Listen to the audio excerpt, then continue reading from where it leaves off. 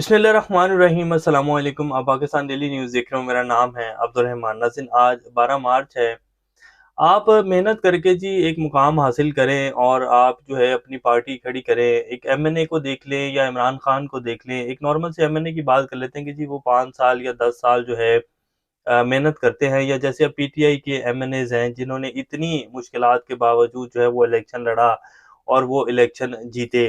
लेकिन क्या हुआ उसके बाद कि पाकिस्तानी अवाम का मैंडेट जो है वो एक बंदे ने जो है पेंसिल की लाइन फेरी कागज़ के ऊपर और उसको रिजेक्ट कर दिया और कहा नहीं, जो मैं फैसला करूँगा वही होगा। अब इमरान खान के साथ भी यही मसला चल रहा है जी। इमरान खान साहब कहते हैं कि जी मैंने 22 साल 28 साल लगाकर जो है पाकिस्तानी अवाम को अपने साथ खड़ा किया है, लेकिन कोई एक बंदा ये फैसला कैसे ले सकता है कि जी जो हम चाहेंगे, जैसे हम चाहेंगे वो लोग आएँगे सामने और वो मुल्क को चलाएँगे। ये क्या हो रहा है पाकिस्तान में पिछले 75 साल से? पहले तो ये सब कुछ जो है बड़े आराम से चलता आया, कभी अवाम ने जो है इस तरफ ना तो ज़्यादा ध्यान दिया, ना अवाम को इस तरफ ध्यान देने दिया गया, क्योंकि हमारा जो मेन स्ट्रीम मीडिया है उसको चलाया ही शुरू से ऐसे जाता रहा है। और जो कहा जाता था वहाँ जो है मेन स्ट्रीम मीडिया के ऊपर लोग बैठकर, एंकर्स और सहाफ़ी बैठकर जो है वही बयानियाँ बताते थे और उसी तरह के कॉलम लिखे जाते थे। तो लोगों को पता ही नहीं लगता, कहते थे जी ठीक है यही पार्टी जीती है, इतने के वोट डल गए हैं, 2 ढाई करोड़ वोट डला है और इस तरह जो है वो हुकूमत बन गई है। लेकिन अब इस दफ़ा जो है 3 करोड़ वोटर जो है वो नया रजिस्टर हुआ है और पाकिस्तानी अवाम ने 75 साला तारीख जो है वो बदली, लेकिन फिर उस मैंडेट को तस्लीम नहीं किया गया और 70 अरब रुपए का इलेक्शन करवा कर, एक लाइन लगाकर जो है वो पूरा इलेक्शन का रिज़ल्ट जो है उसको तब्दील कर दिया गया है। तो अब इसको अवाम तस्लीम कर लेगी। ये इंसानी फितरत के खिलाफ है। जब आप बहुत ज़्यादा मेहनत करके या जब आप एक चीज़ को सोच लेते हैं और उसको कोई एक बंदा और फिर आप उसमें कामयाब हो जाएँ और उसको फिर आगे बंदा बैठकर जो है उसको बिल्कुल ही कैंसल कर दे विदाउट एनी रीज़न। आपकी नीयत भी साफ़ हो, आप मेहनत भी कर रहे हों और आप जो है कुछ अच्छा करना चाहते हों और अगला बंदा सिर्फ़ अपने मुफ़ाद की खातिर बैठा हुआ कहे कि नहीं जी जो मैं कहूँगा वो होगा, तो आप उसको तस्लीम नहीं कर सकते हैं। ये इम्पॉसिबल है, ये हो ही नहीं सकता। अब अवाम जो है उसने मैंडेट दिया है इमरान खान को, इमरान खान के पीछे जब पाकिस्तान की अवाम खड़ी है तो इमरान खान कैसे तस्लीम कर लेगा कि नहीं जी जो अल्टीमेट पावर है वो जैसे पहले चलती आई है वो वैसे ही चलेगी और जो है मुल्क को ऐसे ही चलाया जाएगा। तो अब मुल्क ऐसे चलेगा नहीं जी। अब इस वजह से जो है अब वो जो फैसला किया गया है, जिस तरह ये मैंडेट चोरी करके इन लोगों को बिठाया गया है, तो अब ये सोचा जा रहा है कि जब ये लोग जो है मुल्क को चलाएँगे और साल डेढ़ 2 साल के अंदर जो है मुल्क वो इस्तेहकाम की तरफ आ जाएगा और हमारी जो एक पावर है वो हमारे पास ही रहेगी हमेशा से जैसे चलता आ रहा है, लेकिन वो अब ऐसे होने नहीं जा रहा है। इमरान खान कह रहा है कि जी हम एहतजाज करेंगे और एहतजाज जो है उनके साथ अवाम खड़ी है। उन्होंने जब भी कॉल दी है आपके सामने है कि अभी 2-3 दिन पहले जो है वो क्या हुआ है, पूरे पाकिस्तान में जो है रैलियाँ निकली हैं, अवाम को मारा भी गया, पंजाब में डंडा बरसाई की गई और लोगों की गाड़ियाँ तोड़ी गई, लेकिन अवाम फिर भी बाहर निकल रही है। तो अब वो मामला जो है कंट्रोल से बाहर होते जा रहे हैं। फिर ईद के बाद जो है मौलाना फजल रहमान साहब ने भी ऐलान कर दिया कि जी हम तहरीक चलाने जा रहे हैं। अब इमरान खान साहब की जो पाबंदी लगाई गई है उनसे मिलने के हवाले से, उसको जो है वो सिंगल बेंच का फैसला था उसके लेकर के जी इमरान खान साहब को जो है मिलने दिया जाए, उनके लोग जितने भी चाहते हैं मिलने, उनको उनसे मिलने की इजाज़त दी जाए। जैसे पहले से होता आया, नवाज़ शरीफ साहब जो हैं वो बाकायदा टेबल कुर्सी लगाकर जो है पूरी वफाकी कमीना की मीटिंग करते होते थे जेल में बैठकर। इसी तरह जो है तमाम लोगों के जो है खाने भी जाते थे, घर जो है प्रोटोकॉल उनको जेल में मिलता था और जिस तरह का नवाज़ शरीफ और मरीम नवाज़ शरीफ साहिबा को कमरे दिए गए थे, वो भी उनकी तस्वीरें भी आ चुकी हैं बाहर, तो किसी से ढका-छुपा नहीं है वो। तो अब इमरान खान के लिए क्यों ऐसा किया जा रहा है? तो सिंगल बेंच ने फैसला दिया था कि जी उनको जो है मिलने दिया जाए, लेकिन अब पंजाब हुकूमत और वफाक की जो हुकूमत है, पीएमएलएन की जो हुकूमत है, वो अब जी अपीलों में चले गए हैं। उन्होंने दरख्वास्त दायर कर दी है कि जो सिंगल बेंच का फैसला जो है कलअदम करार दिया जाए। इसी तरह अली अमीन गंडापुर के खिलाफ जी इलेक्शन कमीशन में एक जो है वो दरख्वास्त दायर की गई, जिसके ऊपर इलेक्शन कमीशन ने समाअत भी मुकर्रर कर दी और कहा है कि जी अली अमीन गंडापुर जो है उनको ओहदे से हटाया जाए। अब इलेक्शन कमीशन क्यों एक्टिव हो रहा है, इलेक्शन कमीशन को कौन चला रहा है, ये आप सब लोग जानते हैं। क्या अली अमीन गंडापुर को हटाया जा रहा है उनके ओहदे से? ये क्या माहौल जो है किसी इस्तेहकाम की तरफ जा रहे हैं या मज़ीद जंग की तरफ जो है पाकिस्तान को ले जाया जा रहा है? ये तमाम तर तफ़सीलात आज आपके सामने रखेंगे। इससे पहले अगर आप लोगों ने चैनल को सब्सक्राइब नहीं किया, तो रेड बटन को प्रेस कर लें और बेल आइकॉन को भी प्रेस कर लें ताकि लेटेस्ट अपडेट्स आप लोगों को मिलती रहें। ये जो हमारा ताल्लुक है ऐसे ही जुड़ा रहे। सबसे पहले जी आ जाते हैं कि 2 लाडले जो हैं करण अर्जुन वापिस आ गए हैं जी पाकिस्तान। मैं करण अर्जुन किनको कह रहा हूँ, हसन और हुसैन नवाज शरीफ साहब जो आ गए हैं जी वापसी, और जो कि माँ और दादी के जनाजे में तो नहीं आए थे, लेकिन अब जो है सब कुछ राम हो गया है। रावी सुखचैन लिख रहा है हुकूमत चाचा साहब की आ गई है, तो अब वो पाकिस्तान आ गए हैं और आज जो है वो पाकिस्तान पहुंच गए हैं।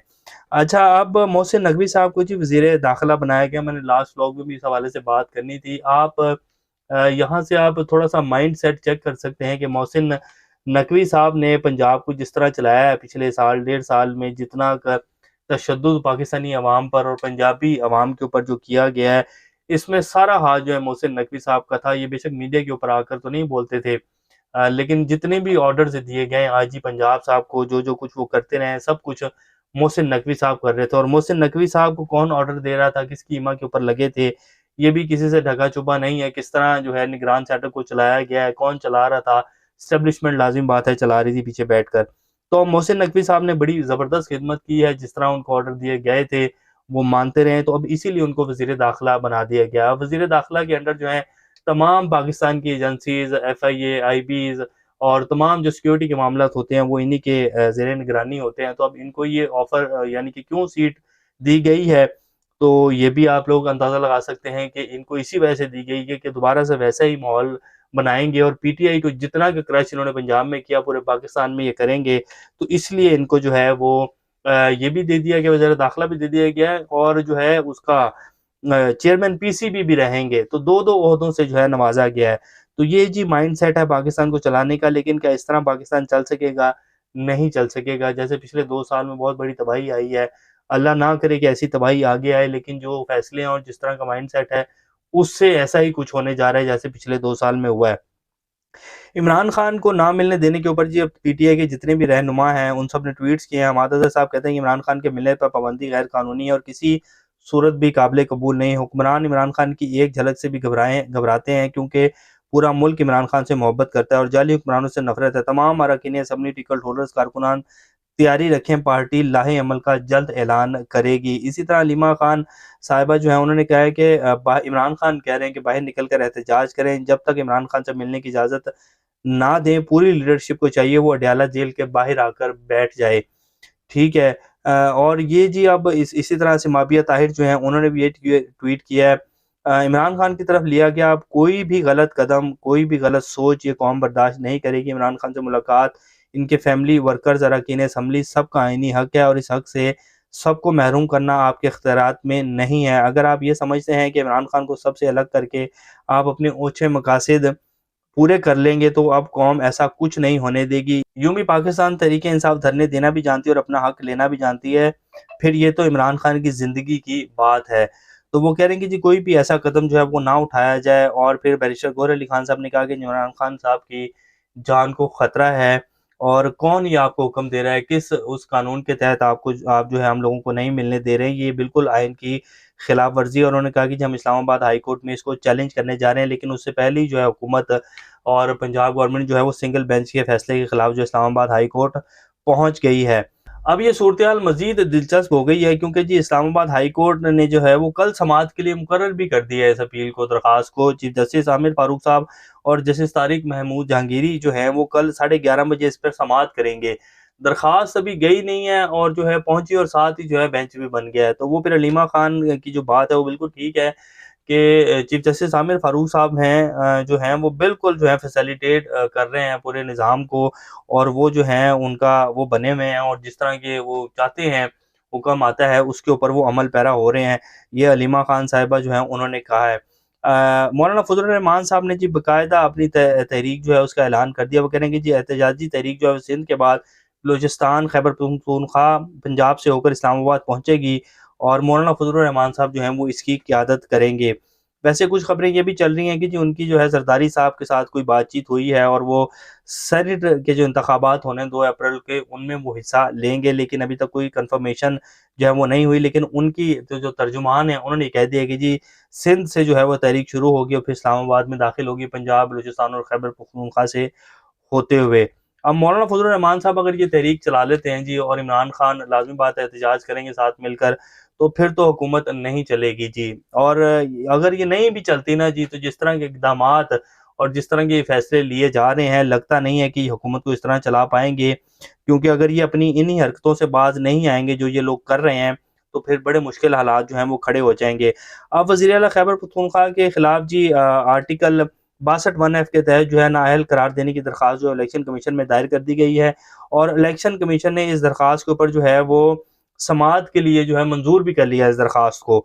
और वो जो है वो कह रहे हैं कि जी 26 मार्च को जो है इसके ऊपर वो समाअत होगी। और इलेक्शन कमीशन जो है वो किस तरह के फैसले ले रहा है पिछले साल, डेढ़ 2 साल से, और अब अगर जो है अली अमीन गंडापुर को हटाया जाता है, तो फिर ये क्या मतलब है इस चीज़ का, कि लाज़िम बात है फिर जंग की तरफ ही ले जाया जा रहा है ना पूरे मुल्क को, सिर्फ़ किस वजह से कि अपने मफादात को जो है महफूज रखना है। बाकी पाकिस्तान जो है और 25 करोड़ अवाम जो है वो तबाह हो जाए, जो मर्ज़ी हो जाए, लेकिन हमारी जो अल्टीमेट पावर है ना वो ख़त्म नहीं होनी चाहिए। यही लड़ाई चल रही है जी, अब इसके अलावा और कुछ नज़र तो नहीं आ रहा है। तो ये सूरत-ए-हाल है, इमरान खान साहब मान नहीं रहे हैं, इसीलिए उनके ऊपर जो है दोबारा से सख्तियाँ करने का प्लान बनाया गया है, क्योंकि इमरान खान जो है वो डील नहीं कर रहे हैं, उनको बार-बार ऑफ़र की जा रही है, लेकिन वो कह रहे हैं कि जी डील तो नहीं होगी, तुम जो मर्ज़ी भी कर लो, डील नहीं होगी अब, और ना ही हो सकती है, ये कंप्रोमाइज़ नहीं होगा। नज़रिए के ऊपर कंप्रोमाइज़ तो इम्पॉसिबल है, मर जाऊँगा लेकिन डील नहीं करूँगा। और अगर इमरान खान डील नहीं करेगा तो निज़ाम नहीं चलेगा जी, ये उल्टे भी लटक जाएँ तो निज़ाम नहीं चलने वाला। तो ये भी कि कुछ ताज़ा तरीन सूरत-ए-हाल है। जैसे हम हमेशा से कहते हैं कि अल्लाह अक्ल व दानिश अता करे हमारे तमाम मुल्क को चलाने वाले लोगों को, और जो है वो ताकि बेहतर फ़ैसले ले सकें। यही दुआ कर सकते हैं, रमज़ान का महीना है, आप लोग भी दुआ करें कि अल्लाह जो है कुछ ख़ास बेहतरी फ़रमाए पाकिस्तान के लिए, पाकिस्तानी अवाम के लिए। अभी तक के लिए इतना, अपना और अपने का ख़्याल रखिएगा। अल्लाह हाफ़िज़।